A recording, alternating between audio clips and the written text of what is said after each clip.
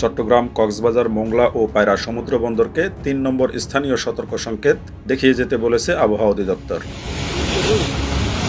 মঙ্গলবার আবহাওয়া অধিদপ্তর জানায়, উড়িষ্যা ও তৎসংলগ্ন দক্ষিণ ঝাড়খণ্ড এলাকায় অবস্থানরত মৌসুমী স্থল নিম্নচাপটি উত্তর পশ্চিম দিকে অগ্রসর ও দুর্বল হয়ে বর্তমানে সুস্পষ্ট লঘুচাপ আকারে পূর্ব মধ্যপ্রদেশ ও তৎসংলগ্ন এলাকায় অবস্থান করছে। এটি আরও পশ্চিম উত্তর পশ্চিম দিকে অগ্রসর হয়ে ক্রমান্বয়ে দুর্বল হয়ে যেতে পারে। এর প্রভাবে উত্তর বঙ্গোপসাগর ও তৎসংলগ্ন এলাকায় বায়ুচাপের তারতম্যের আধিক্য বিরাজ করছে। এছাড়া সমুদ্র বন্দরসমূহ উত্তর বঙ্গোপসাগর ও তৎসংলগ্ন বাংলাদেশের উপকূলীয় এলাকার উপর দিয়ে ঝড়ো হাওয়া বয়ে যেতে পারে। উত্তর বঙ্গোপসাগরে অবস্থানরত মাছ ধরার নৌকা ও ট্রলারসমূহকে পরবর্তী নির্দেশ না দেওয়া পর্যন্ত উপকূলের কাছাকাছি থেকে সাবধানে চলাচল করতে বলা হয়েছে।